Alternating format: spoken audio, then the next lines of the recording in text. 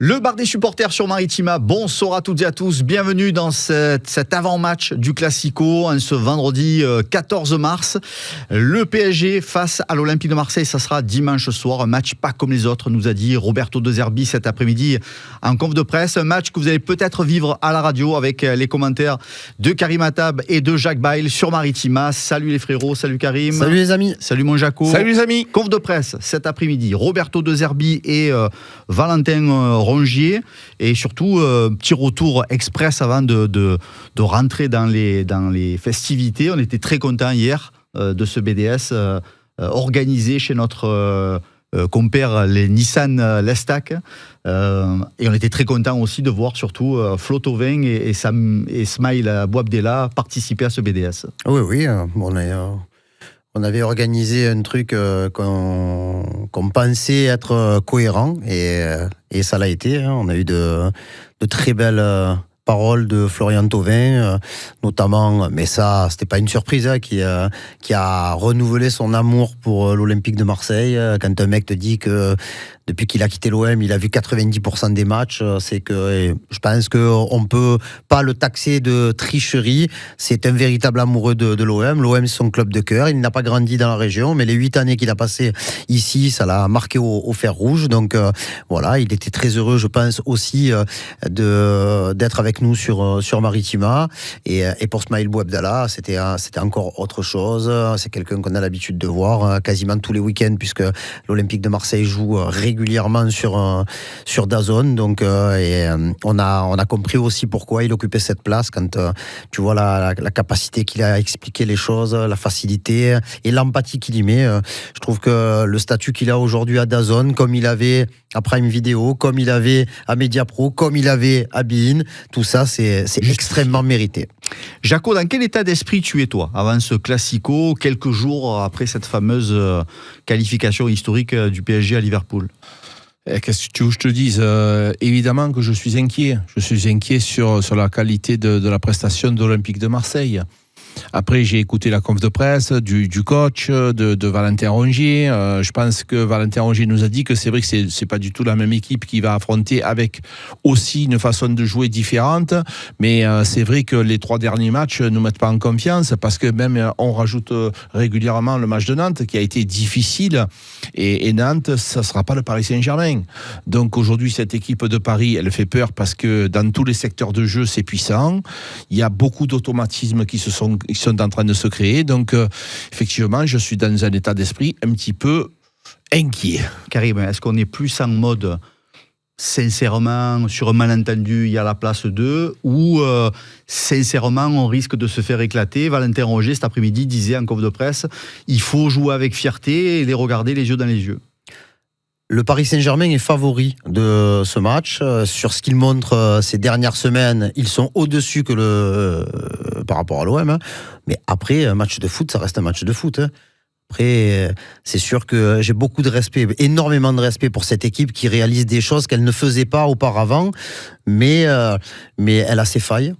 Et je pense que l'OM, qui semble devoir refuser de mettre le bus devant la surface, et je trouve que c'est une bonne chose, mais qui ne va pas partir la fleur au fusil non plus, ça aussi, ça va être calculé. Je rappelle quand même que les conférences de presse sont très importantes, mais on ne nous dit pas tout ce qui va se passer. C'est comme, on en parlera tout à l'heure, les entraînements auxquels on participe, on ne voit pas tout ce qui est mis en place. Donc voilà, il y a un premier degré et il y a un deuxième degré. Donc oui, Paris est favori, mais l'OM... Si l'OM est parce que je pense que ça dépend beaucoup, bien sûr que si Paris est dans la même forme, dans la même application, dans la même agressivité que lors du match aller contre Liverpool, ça va être compliqué. Sauf que ce match-là, ils l'ont dominé de la tête et des épaules, et jusqu'à preuve du contraire, il me semble qu'il avait perdu. Ouais, mais exactement. Donc je me dis que si l'OM arrive, l'interrogation elle est vraiment là. Est-ce que l'OM va arriver à hisser son niveau de jeu, à essayer de ne pas reproduire ce que l'on a vu le 27 octobre? Je veux bien qu'on ne soit pas la même équipe, mais Paris n'a pas la même équipe non plus. C'est-à-dire quand on a joué contre le PSG au mois d'octobre, Dembélé n'était pas on fire comme il est maintenant, par exemple. Il n'y avait pas Kvaratskhelia. Il y a des joueurs qui n'étaient pas encore aussi bien installés que maintenant. Donc moi, j'ose espérer que l'OM va nous proposer un match de qualité à l'extérieur, pas celui qu'on a vu à Auxerre, pas celui qu'on a vu à Nice, mais peut-être plus des matchs que l'on a pu voir au mois de décembre, un match contre Monaco, un match contre Lille, un déplacement à Lens par exemple, parce que je pense que tout est possible, encore une fois, dans ce match-là, même si Paris est favori, l'OM aura son mot à dire selon moi. Mais c'est l'OM qui aura en main le scénario du match. C'est-à-dire que si l'OM est conquérant, si l'OM a envie d'être agressif, si l'OM réduit ses distances de marquage, si l'OM met l'intensité, le match sera totalement différent. Si l'OM fait un match de Ligue des Champions. C'est-à-dire qu'il faut monter ton niveau. Et donc, si tu attends Paris Saint-Germain, pour l'instant, c'est un rouleau compresseur. Ils ont l'habitude de jouer de la sorte. Karim nous fait bien de nous signaler que contre Liverpool, effectivement, ce match-là, je l'ai vu, je me dis, comment ils ont fait pour le perdre? Tu vois ils l'ont perdu. C'est pratiquement le même scénario que nous contre Lens. Finalement, à la dernière minute, tu te fais contrer. Mais c'est même pire. Pire parce qu'ils avaient eu beaucoup plus d'occasions. Et Alisson, le gardien brésilien, qui n'est pas le petit gardien, il a quand même dit à la fin du match, c'est le meilleur match de toute ma carrière. Donc c'est pas rien. Mais nous, question gardien, on a un bon gardien qui lui aussi peut faire un bon match. Donc voilà, ce genre de scénario, il peut exister. Mais par contre, les joueurs de Liverpool, ils ont été costauds, ils ont été puissants, ils y croyaient. Donc l'Olympique de Marseille, c'est pour ça que je te dis, le scénario, s'il y a un bon scénario, c'est l'OM qui doit être maître de celui-ci. Mais encore une fois, pourquoi on est déçu? Parce que c'est la première année, on le dit régulièrement, qu'on pensait pouvoir les accrocher au Vélodrome. On se dit, finalement, l'écart s'est réduit. Au Vélodrome, en 20 minutes, c'était fini, c'était terminé. Bon, évidemment, le carton rouge d'arrêt, oui, mais quand même dans le match, on a été complètement amorphe. Donc voilà, on attend autre chose des Olympiques. On parle beaucoup d'intensité, on parle beaucoup d'agressivité. Il y a aussi la mise en place, la stratégie que De Zerbi mettra. Est-ce que là, justement, il y a quelques grilles de lecture un petit peu différentes? Est-ce que tu vois De Zerbi, parce que c'est un match pas comme les autres, comme il a dit, renier un petit peu ses principes et revenir, pourquoi pas, avec une défense à 4? J'y ai pensé plusieurs fois dans la semaine. Je pensais que c'était possible. Après la conf et la mise en place que j'ai vue tout à l'heure, j'y crois un peu moins quand même. J'y crois un peu moins parce que c'est vrai que l'OM a fait pas mal de bons matchs avec ce dispositif à 3 derrière. Alors même si on n'oublie pas qu'il te manque quand même deux pièces maîtresses de ton équipe, notamment Amir Murillo derrière et Pierre-Emile Højbjerg au milieu, mais tu as quand même, quand tu regardes, tu as le matos pour pouvoir monter une équipe un peu cohérente. Après, on a peur de certaines choses, on a peur de la vitesse des attaquants du PSG par rapport à la relative lenteur de la défense marseillaise, dont par exemple un Geoffrey Kondogbia qui devra jouer plus avec sa tête, intelligence qu'avec ses jambes. Il va falloir anticiper, il va falloir bien se placer. Mais je n'imagine pas... Tu parles de Kondogbia, pour toi, ça fait aucun doute qu'il soit aligné en défense? Je pense que... Pour moi, il y avait match entre Kondogbia et Cornelius sur ce match-là. Mais je pense quand même que pour ressortir les ballons proprement, peut-être que De Zerbi va préférer la solution. Il peut débuter comme ça. Il peut débuter. Exactement. Voilà, rien n'empêche. Après, Karim, dans ce genre de match, moi j'ai tendance à dire il faut mettre de l'intensité, évidemment, on l'a tous dit. Par contre, quand tu fais ta causerie d'avant-match, elle est difficile. Elle est difficile parce qu'il y a certains joueurs, je vais te comparer par exemple Balerdi et Greenwood, s'ils jouent, dans tous les cas de figure. C'est pas le même management. Mais non, parce que Greenwood, il a besoin que tu le pousses. Comme Luis Enrique actuellement, il faut leur rentrer dedans. Et Balerdi, qui lui a un trop-plein d'énergie, en me disant par contre, ne me fais pas une tacle assassin et au bout de 10 minutes, j'ai pris un rouge, parce que l'intensité, il faut savoir la gérer. Donc c'est toujours compliqué quand tu es coach de gérer toi aussi ta conférence de presse. Parce que souvent, on parle des joueurs. Évidemment, c'est eux qui sont sur le terrain. Mais aussi, le coach et le staff doivent préparer un match différemment. Les coups de pied arrêtés, offensifs ou défensifs, est-ce que c'est en zone? Est-ce que tu fais en 1 contre 1? Il y a plein de choses qui doivent être préparées. Les corners, comment ils sont tirés, rentrant, sortant. Il y a des choses qui sont importantes. Et le staff, lui aussi, a son importance. Donc voilà, l'avant-match, le staff aussi doit bien le préparer. Alors je sais très bien qu'ils l'ont visionné. Ils l'ont visionné à plusieurs reprises. Mais l'interprétation que tu en fais, il faut la mesurer. je vais te parler de moi, que je me connais. Je veux dire, tu peux avoir une certaine agressivité, on me dire, bougez-vous les gars. Et à certaines personnes, attention, il faut les calmer. Donc il faut être vigilant. Il faut se préparer à souffrir. Il faut se préparer à se salir les mains. C'est ce qu'il a déclaré cet après-midi, le coach italien de l'Olympique de Marseille. Ça veut dire quoi? Ça veut dire que savoir qu'on va subir à un moment ou à un autre et pas hésiter à utiliser les quelques opportunités qu'on aura.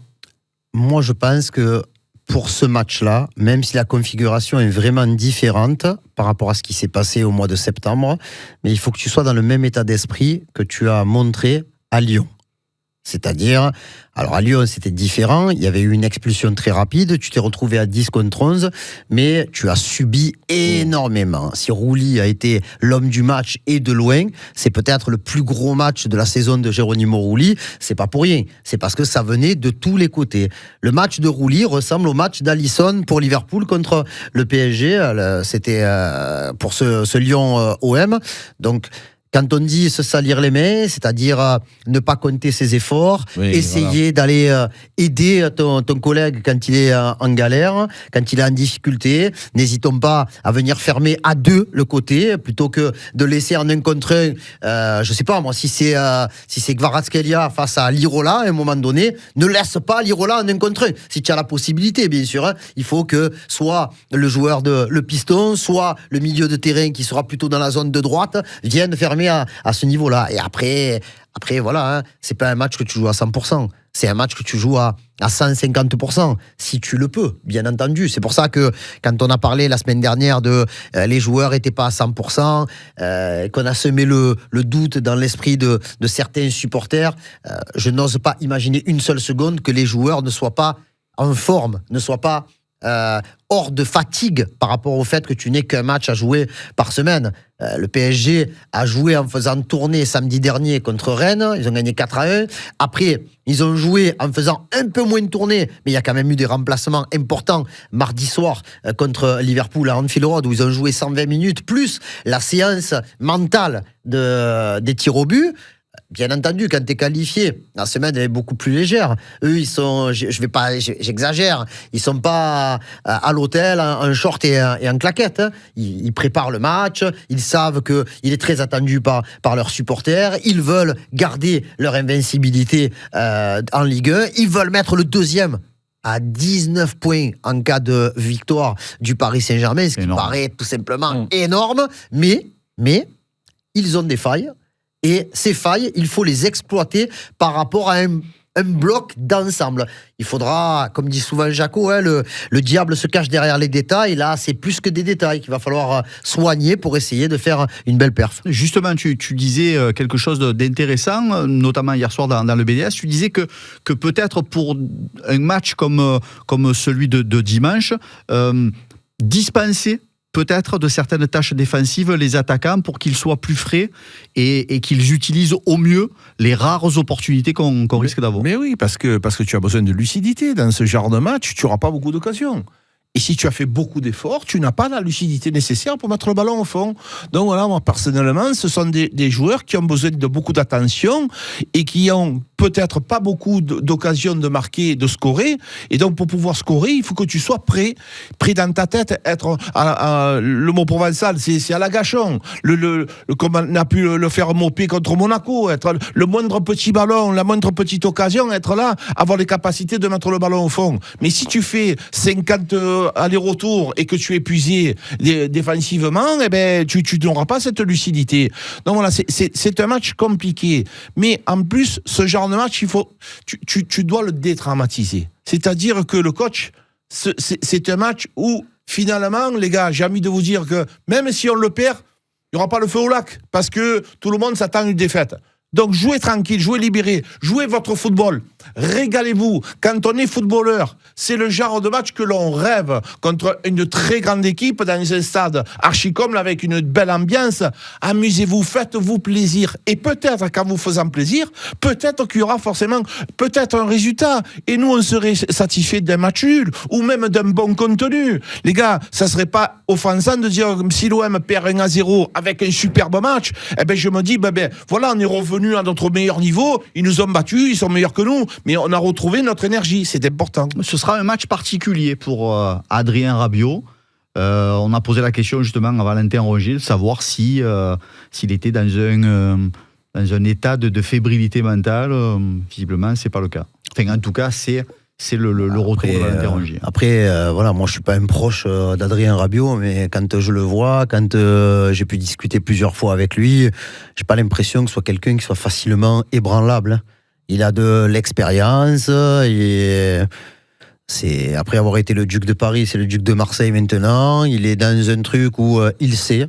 Je pense qu'il se prépare en conséquence psychologiquement pour être fort face à l'adversité, parce que il aura 45 000 personnes qui seront contre lui. En plus, on voit que sur les réseaux, ça bouge beaucoup. On annonce l'enfer de Paris pour Rabiot. Il y a même des gens qui disent que le match devrait être arrêté à plusieurs reprises, tellement ça va être puissant. Après, moi, je veux juste leur dire que faut nous avertir, parce que sinon, on n'aurait pas pris le billet de train pour aller à Paris. Si on y va, que le match est arrêté, il va falloir qu'on remonte. Donc, c'est bon. On va le prendre tranquillement. C'est sûr que moi il y a deux choses auxquelles je serais vraiment très très très vigilant. C'est comment ça va se passer par rapport à Rabiot. J'espère que la chanson pourrie qu'ils ont, ils vont pas la sortir de manière régulière, parce qu'après à un moment donné, il faut quand même intervenir sur la fameuse chanson sur les rats. Les gens ils comprennent, c'est bien, ils comprennent pas, je m'en fous, voilà, y a pas de problème. Même parce que je sais qu'il y a même des Marseillais qui disent ouais c'est pas grave, ben c'est pas grave. On comprend ce qu'on a envie de comprendre. Donc c'est un match qui va se jouer dans un contexte compliqué, vraiment. Et même si le Parc des Princes est loin, très loin d'être le Vélodrome, je sais que il n'y a pas de supporters déclarés de l'OM au stade, il y en aura, mais il n'y en aura pas qui vont afficher leur soutien à l'Olympique de Marseille. Du coup, ça va être quand même très très centré contre l'OM et surtout contre Rabiot. Donc il faudra être je ne vois pas de qui tu parles. Valentin Rongier devrait être associé à Ismaël Benasser au milieu de terrain. Le milieu de terrain, justement, pour résister à cette furia portugaise, Vitinha, João Neves, et puis Zahir Emery aussi. Ou Fabien Ruiz. Fabien Ruiz, ça ne va pas être simple. Ça. Non, mais bien sûr que ça ne sera pas simple. Ça ne sera pas simple. Mais bon, après, les noms que tu as cités, ce sont de très bons joueurs. Mais les nôtres, maintenant, ce sont aussi des très bons joueurs. Tu cites Rabiot, tu cites Rongier, tu cites Benasser. Les gars, il y a 2-3 ans, je peux te dire que ça te faisait peur, le milieu de terrain. Donc aujourd'hui, ces joueurs-là, s'ils montent leur niveau, ils sont en capacité de contrer ces joueurs-là au niveau technique, au niveau mental aussi. Après, les gars, tu posais la question sur Adrien Rabiot, c'est un joueur expérimenté. C'est un joueur international qui a vécu des ambiances dingues et qui va savoir gérer son stress et qui va savoir gérer cette foule hostile. Et j'ai presque envie de vous dire, les gars, ça va être un revanchard. Presque je m'engagerai en disant, je suis persuadé qu'il va faire un grand match. Et il va leur faire un pied de nez à tous ses supporters en disant, voilà, parce que finalement, il a dit, mais personne ne m'a soutenu, moi, à Paris. En quelle année je vais avoir du remords des supporters de Paris ou des joueurs de Paris Saint-Germain ou du staff de Paris Saint-Germain? Personne ne m'a soutenu, donc aujourd'hui il est Marseillais et je suis fier de l'avoir avec nous. Il y a la conf de presse, avec ce qui se dit dans la conf de presse, il y a la mise en place qui peut être différente de ce qu'on entend en conf de presse. Non mais en plus on a eu le droit de voir une grande partie. Moi j'ai pas vu tout l'entraînement parce qu'il fallait rentrer pour l'émission, mais il y avait les supporters, il y avait, alors bien entendu encore une fois, parce que je vois que les gens ils comprennent pas, peut-être pas tous exactement, il y a eu un accord ou une proposition de l'OM à l'initiative de De Zerbi, Longoria et Benatia pour que les groupes de supporters puissent venir ou dire à certains de leurs adhérents, mais dans une logique de pas un phénomène de monde, quoi. Il y avait entre 400 et 500 supporters. C'est pas parce que les supporters ne voulaient pas venir. Parce qu'on me dit, ouais, vous parlez, vous mettez des vidéos, mais on passe pour des ânes. Non, il n'y a pas de. Ça a été cadré. Bien sûr. Ça a été cadré. Oui, s'ils avaient voulu. C'est une collection organisée. Exactement, ils se seraient organisés différemment. Et là, on a vu des choses dans la mise en place. Par exemple, dans la mise en place que l'on a vue, c'est pour ça que j'ai dit, il faut se méfier. Nadir était le pendant de Rabiot. Et Greenwood était dans le groupe de ceux qui ne démarreraient pas obligatoirement. Donc je rappelle quand même que la véritable mise en place, elle aura lieu demain. Hein, voilà, pour que les gens comprennent bien comment ça se passe. Qu'elle ne se fera pas en public. Non, le match c'est pas demain, c'est dimanche. Et il y a encore une séance demain. Donc voilà. Mais bon, j'étais content de voir les supporters il y avait des fumis, il y a eu des messages. Il faut aller les taper dans le sens, il faut aller les gagner. Oui. Hein, mais c'était important. Et ce matin, il y a eu aussi la rencontre entre les responsables de groupe plus les capots avec un groupe de 7-8 joueurs, les cadres étaient représentés et ça a été très intéressant, semble-t-il, comme échange, et les deux avaient besoin de se parler. C'est-à-dire, les supporters avaient le besoin de parler aux joueurs, mais les joueurs avaient ressenti le besoin de s'exprimer auprès de leurs supporters. Aucune question sur Clément Turpin pendant la conf de presse. Est-ce que ça veut dire que justement on essaye de dédramatiser désormais toutes les questions autour de l'arbitrage, ou qu'on se dit que pour ce match face au Paris Saint-Germain, ça risque de ne pas compter plus que ça? On essaye surtout d'arrêter avec l'arbitrage parce qu'on nous l'a assez reproché. Je pense que la direction olympique de Marseille maintenant est en train, et je me rappelle Roberto Zerbi a dit je n'ai plus envie de parler de l'arbitrage parce qu'à un moment donné j'ai pas envie de passer pour un lourdeau, je vais juste analyser et observer ce qu'il va faire. Voilà. Parce que nous on a le droit aussi de regarder ce qui se fait, ce qui se dit. Je pense que ce monsieur doit faire un grand match aussi. Je pense qu'il en a les capacités, il le montre en Europe. Donc montrez-nous que vous êtes un bon arbitre. C'est tout ce que j'ai envie de vous dire. Allez, on termine avec les pronostics pour ce PSG Olympique de Marseille. Karim. Franchement, c'est aussi en toute objectivité que j'espère qu'on pourra assister à un match nul, un but partout. Un but partout pour Karim. Jaco, est-ce que tu crois à ce match nul, ou est-ce que... Non, il faut dire la vérité. Il y a le cœur et la raison. Il y a le cœur et la raison, Jaco, chaque fois. Je pense que l'Olympique de Marseille ne devrait pas arriver à tenir cette équipe parisienne qui est en pleine bourre, mais mon cœur, ma bouche, elle n'arrive pas à dire Victoire de Paris, les gars, je suis désolé. Même si je l'ai dans le ventre, ma bouche, elle ne sortira pas Victoire de Paris. Je veux dire, comme Karim, c'est impossible. J'ai l'impression que mes parents qui sont là-haut, ils seraient capables de me couper la langue. Fais gaffe, fais gaffe à ce que tu dises. Non, maman, t'inquiète pas, moi je tue. Allez, gros dispositif en tout cas pour cette soirée foot, gros dispositif pour ce classico. Karim et Jaco, bien sûr, dans les tribunes du côté du Parc des Princes. En plateau, Enzo Bonalana et Steph Martins pour l'avant-match, pour le débrief première mi-temps, pour le débrief à la fin du match. On aura Flavio Noriga aussi qui sera du côté du pâté plan de campagne, puisque pour l'occasion, vous avez compris que le match serait diffusé dans 6 multiplex cinéma. 5 en région parisienne et le pâté plan de campagne. Voilà, donc autant vous dire que c'est blindé de chez blindé. Vous avez gagné quelques places en écoutant Maritima. On espère se régaler, les amis, pour ce PSG Olympique de Marseille. On croise les doigts, on croise tout. Merci les frérots, c'est tout pour ce soir. Merci beaucoup. Merci Karim, merci Jaco. Merci les amis.